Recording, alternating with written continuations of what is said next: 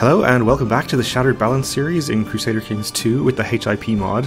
In the last episode we had a succession when our father, Despot Sicinios the Black, the lunatic, died shortly after he passed the Pants Act, outlawing pants in the Kingdom of Thessalonica. But now we are the 0-year-old Despot Polycarpos. Our regent is our mother. So we do have some slight worries with our vassals being a little unhappy with us. We have a few factions. Nothing too scary. Well, this one, the Independence faction, is about 51% of our strength, which is something we should be concerned about. Before we get started with that, though, I had a request from a commenter to see the religions map mode, which is a good idea. It's probably pretty interesting. In our area of the world, we are pretty solidly orthodox in most of the Greece area and the Anatolian Peninsula. Also here in southern Italy, there's a few areas of Tengri up here, and some iconoclasts, and some other heresy up here, which is Paulician, apparently. We have actual Tengri lands over here, and an area of Miaphysite over here in the general area of Armenia. Fairly normal looking Slavic pagan area, and Remuva, and of course the Norse pagans looking pretty Norse. There are a lot of Catholic heresies though, a lot of areas of Fraticelli up in Brittany for example, and some Waldensian and Lollards. Cathar over here. Up in England we have Waldensians and Lollards as well, and the largest realm in Ireland, Meath, is pretty primarily Cathar, probably. Is the Duke Cathar? He's actually Catholic, so he's probably trying to convert it back from Cathar, I guess. Down in Iberia, pretty solidly Sunni in the south. We have some Waldensians there too, and Lollards. And a lot of Ibadi characters down here in North Africa, as well as the West African pagans, of course. And Miaphysites and pagans and Sunnis down in the Horn of Africa area. And all sorts of different religions actually down here in the Arabian Peninsula, at least the southern part.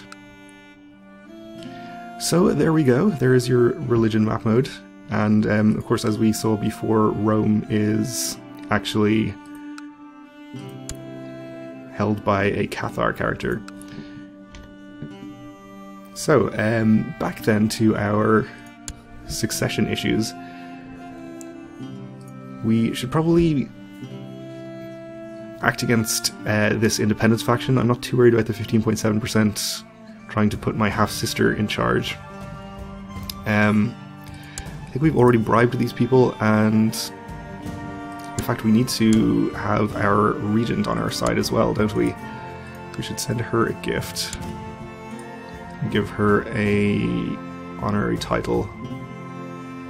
In fact, we can't. Okay.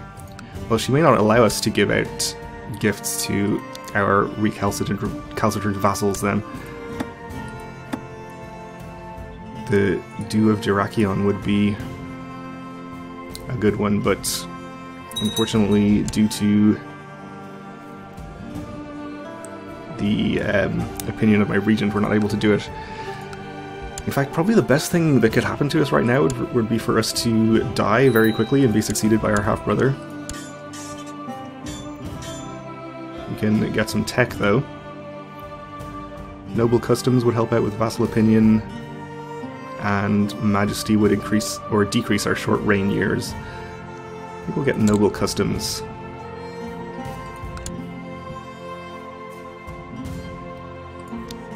And we can probably go to speed 4. Apparently we can choose an ambition.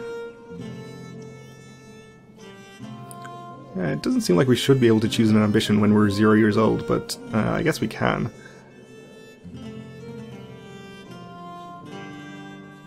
This will give us improved vassal opinion, so I think we'll actually do this.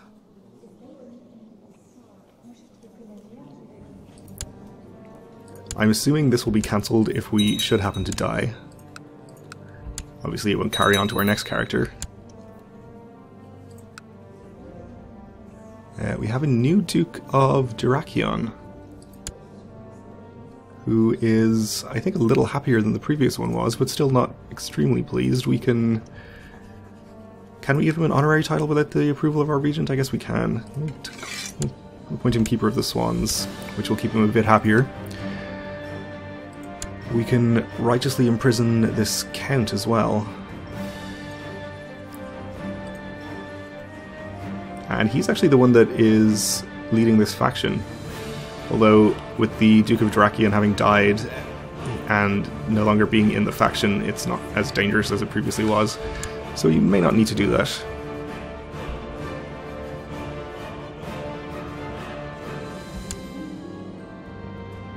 Okay, I guess the war between our two vassals has ended, and Epirus has taken that county from whichever was down here, Achaia. Which is not good. I would prefer if she wasn't even more powerful than she already is, but not much we can really do about it, I think. At least for the moment.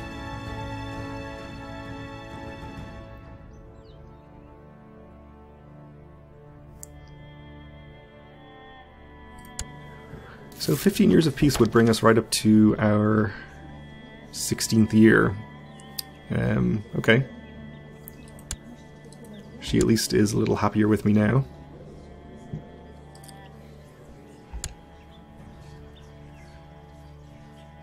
Somebody else... Oh, the new Duke of Dyrrhachion has joined the Independence faction.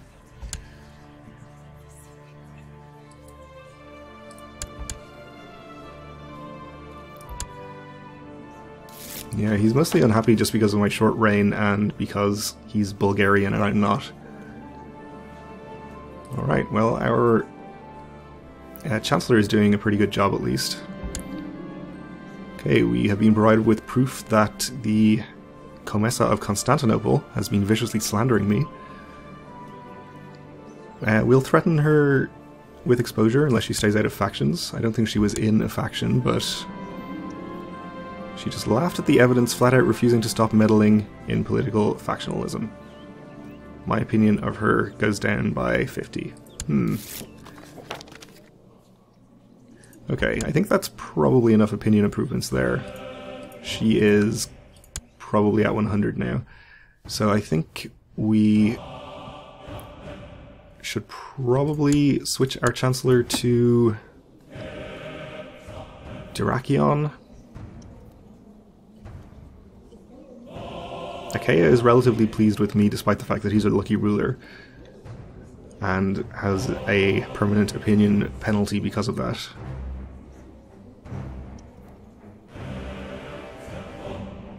So yeah, we'll improve diplomatic relations with him. Hopefully get him out of this faction.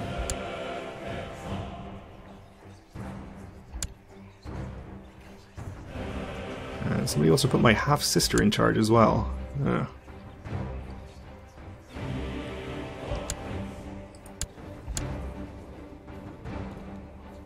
So she has minus 50 with me also because of that whole attempted blackmail incident. Well, alright. That little brat Polycarpus threw up on me while we were dining. So I threw up on somebody? I guess? Okay.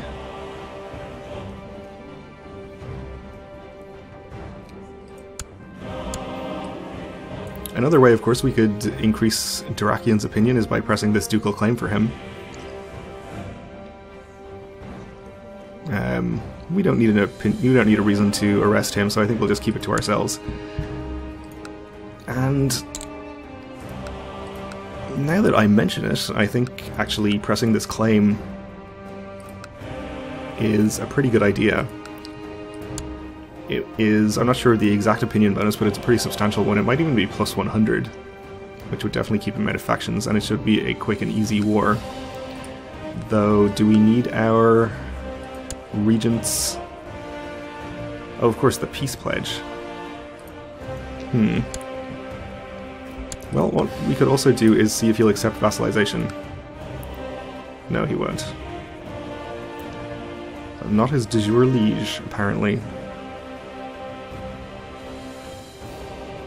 Alright. If he had accepted vassalization, we then could have transferred the vassalage to him and increased his opinion that way. But with how efficient my Chancellor seems to be, I think we should be increasing his opinion pretty well.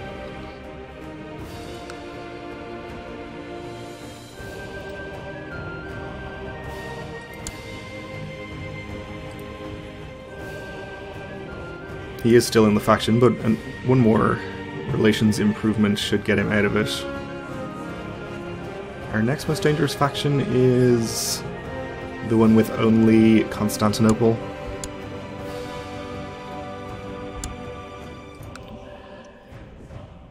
But even then, it's not particularly dangerous, so I don't think we need to be too worried.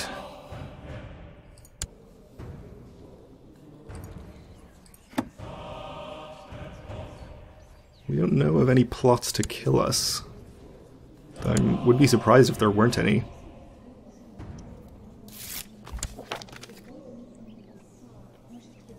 Okay, good.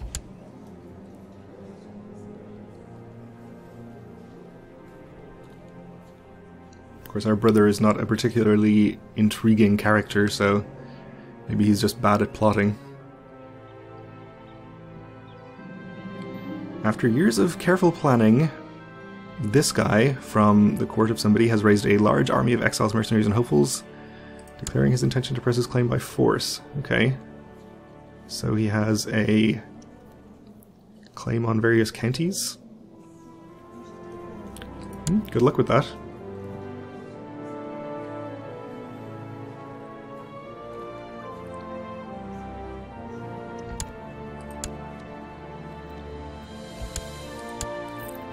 Who knows where he's actually going?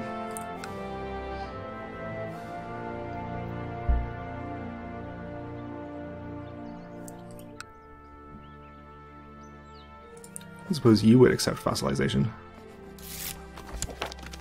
He's not of peace. Okay, with another relations improvement, he should be out of his factions. Unless it has to be plus 80. I thought it was plus 70. Would definitely get him out. Yeah, there he goes. Okay.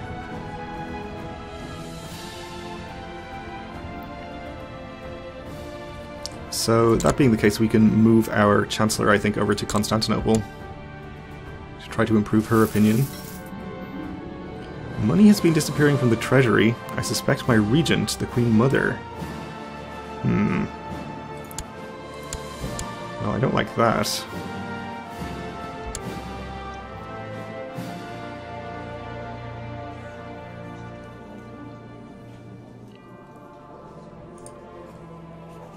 I can't demand religious conversion of her. No, I can't. Okay. I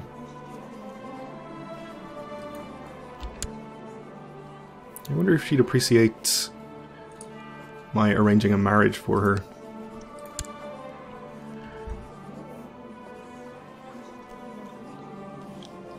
I don't think it would improve her opinion, but we may as well do it. To my half-brother? That would be pretty weird. Sure, let's do it.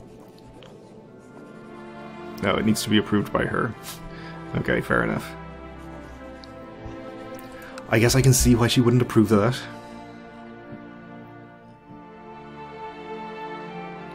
Well, I think we are out of immediate danger for factions.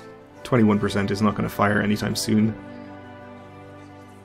And the rest of them are even lower. Apart from the autonomy faction, of course, which is ever present, and we don't need to specifically worry about it. Looks like we have some pretty large realms formed down in Iberia here.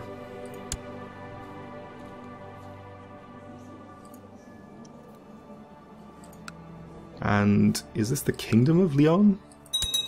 No, it's just the Duchy.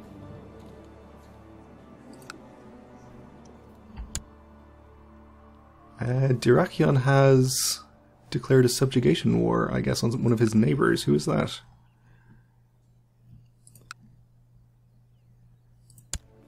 Ah, over here. Alright, that's fine, I suppose. I don't think that's de jure part of his duchy, so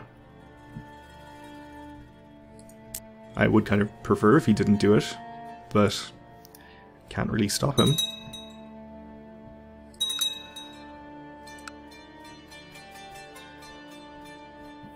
The Duchy of Champagne is extremely large over here as well. Actually, gotta be a double duke, right? Triple duke. No, never mind. 5 separate duchy titles. That's pretty substantial. Many of my vassals are holding a meeting, one of the topics of which is the quality of my rule. Okay.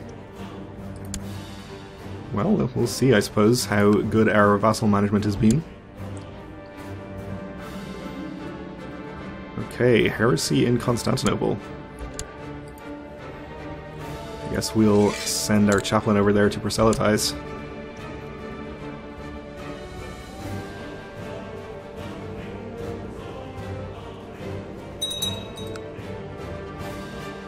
My mother is now known as the Unchaste. Wow, okay. She doesn't have any known lovers. Okay, that's fine. Oh, that was quick. Well done.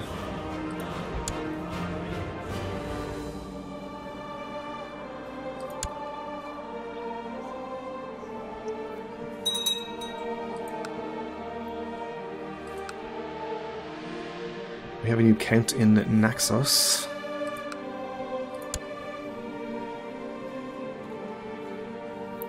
Whose heir is the Duchess of Epirus. I don't like that. Her realm is already bigger than it's supposed to be. And it looks like Dyrrhachion has won his subjugation war. Which makes him a little more powerful too.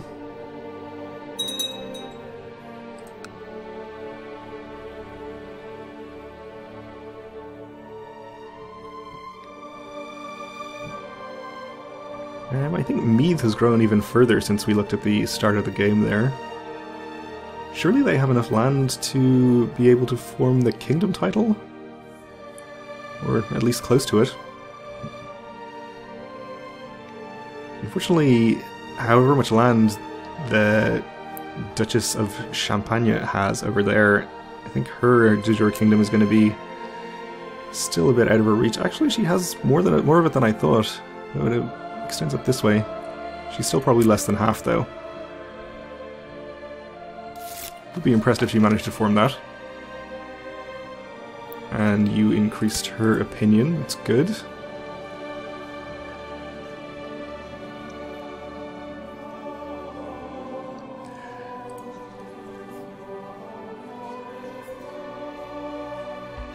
Alright, so down to only one faction now.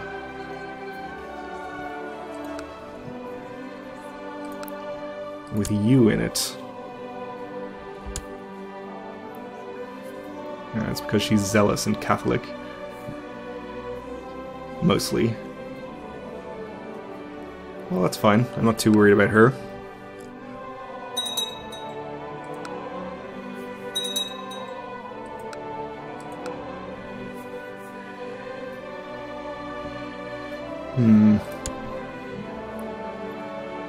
Beginning to think that this pledging peace for 15 years is a little too limiting. We might want to cancel it. At least do some wars. Oh, it's been 5 years already. It seems maybe a shame to do it after we're a third of the way in.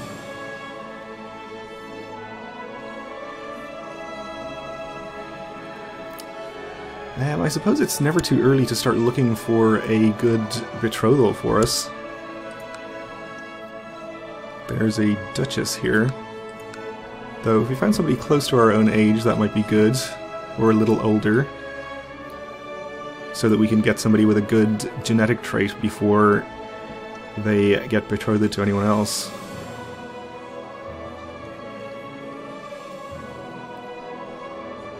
7-year-old genius or something would be great.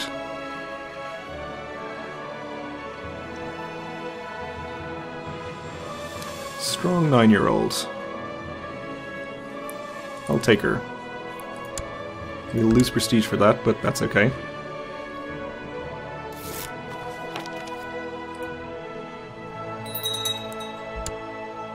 Okay, we have a new count. Not too displeased, and I guess he was on our council, or his predecessor was on our council. Yeah, let's put the Duke of Achaia.